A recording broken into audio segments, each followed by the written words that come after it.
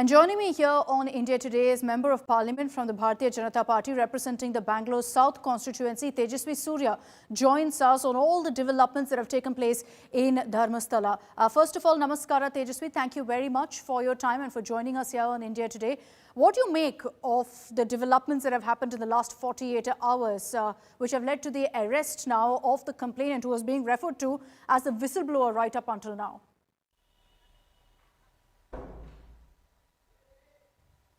Good evening, Akshita.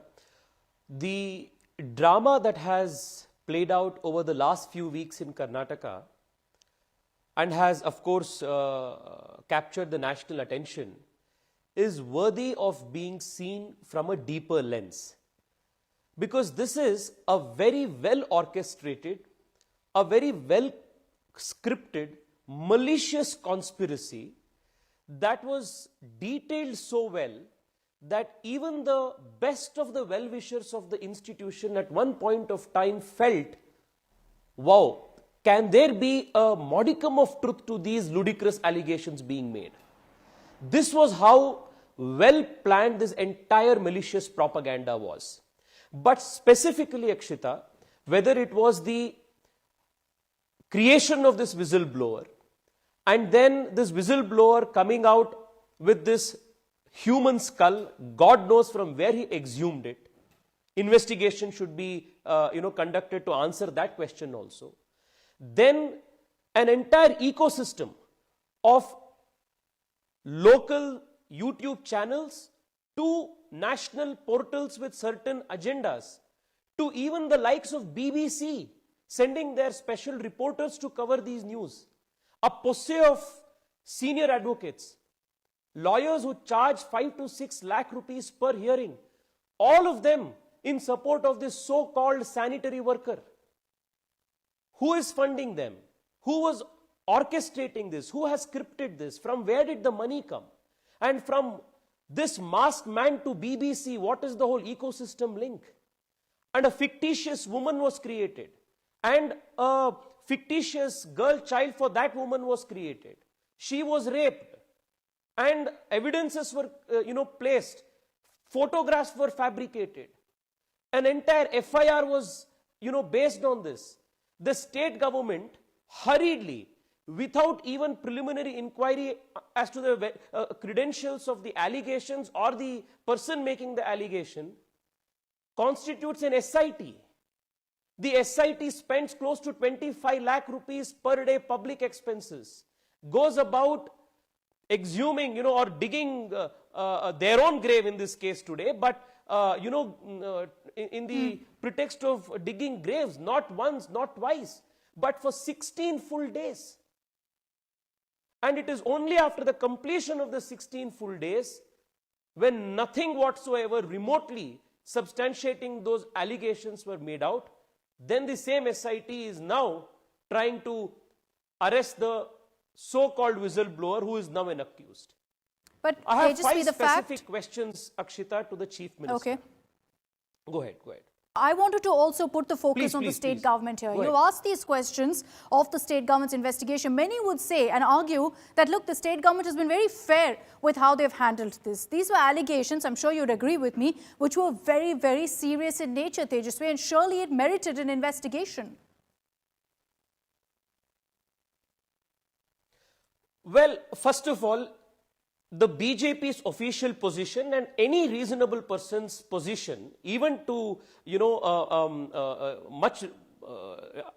up to the last 2 days, has been very reasonable, that we welcome the formation of the SIT and we wanted to uncover the truth.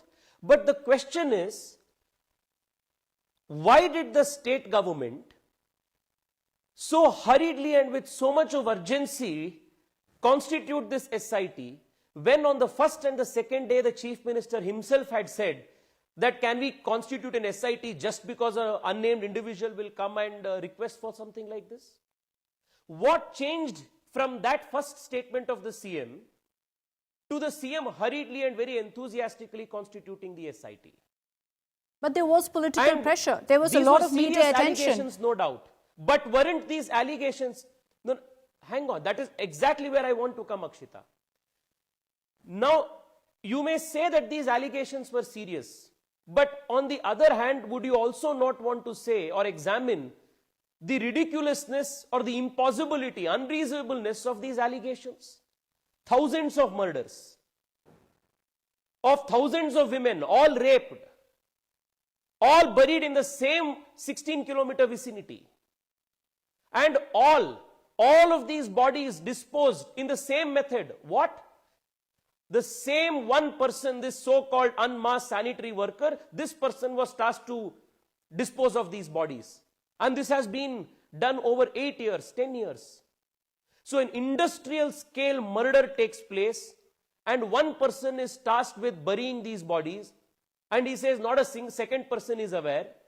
This guy, like Vikram Betal, goes every single night, digs graves, dumps these bodies, covers them, and comes back and reports to the work next day and asks for a second body. Now, if somebody is making such a serious allegation, and especially somebody comes with a human skull and says this is one of these bodies, would you, as a reasonable thinking person, if you were a law investigating officer, law enforcement officer, would you not first verify the credentials of this person? 2, would you not want to know whose skull is he carrying around? Does this belong to one of these so-called people? Could the investigation not have started from there? And I am told very reliably that a few very senior police officers in fact advised the government to actually conduct a preliminary investigation, a verification of the credentials of the person making these allegations. But their opinions, their opinions was sent to the dustbin. The chief minister on the first day, you go back, you have those records. The chief minister, when the allegations were made, goes on record and says that if somebody comes and asks for a SIT, can it be constituted? Within 24 hours, he changes tax and SIT is constituted. Okay, so you're questioning why an SIT was done. But my question, Tejasvi, is one second. We are not questioning why the Akshita, let me make it clear. We are not questioning why the SIT was done. The first question to the CM is, why was not even a preliminary investigation carried out before an SIT was done? Would you have constituted an SIT similarly with such enthusiasm and urgency if such allegations was made by a masked, unnamed individual with no credentials against a non-Hindu institution? 2, over the last 2 days, we are hearing that certain particular leaders from Delhi gave specific instructions to the state government to constitute the SIT. No, and it was only after about, these instructions came from Delhi that the SIT was constituted. It is for the chief minister, and it is more particularly for the deputy chief minister to answer, because he himself came out on record and said this is a conspiracy. Who gave these instructions from Delhi? And I also want to make this a larger debate. In this very assembly session, the state government has tried to bring 2 legislations. One, in the pretext of curbing hate speech, they have brought a freedom, hate speech legislation, legislation to curb hate speech. By the legislation and its text reeks of, targeting the majority community. They have also constituted an anti-communal task force. Again, purportedly a very sane, very secular name, but again to target Hindu activists in the coastal regions of Karnataka. Third, at the very instance of the chief minister, the chief minister's own admission, upon Rahul Gandhi's insistence, the state government drafted the Rohit Vemula bill. If you have access to the draft of the bill and go through it, you will know that it is nothing but a draconian bill aimed at pitting one Hindu from one caste against another. So you're suggesting that the government is going after Hindus, going after Hindu institutions. No, one second. My question is, and today, the chief minister has also a couple of days ago announced that writer Banu Mushtaq, who has in multiple occasions criticized Kannada language worship in our cultural contexts, the Arishina Kunkuma, the flag, the comparison to Thai Bhuvaneshwari, and she has criticized all of these things. This same very person is now being selected as the chief guest to conduct the inaugural prayers for Chamundi festival, the Dasara festival. Connect all of these things. Okay, I want to point ask taken. through But you to the Tejasvi, I Chief want to Minister, ask you also. would he have shown the same alacrity, urgency? Okay, but I also want to ask ahead. you, it's the same government, the same SIT that's now arrested the complainant, that's now arrested this alleged whistleblower. So if there is a conspiracy, they are unmasking it.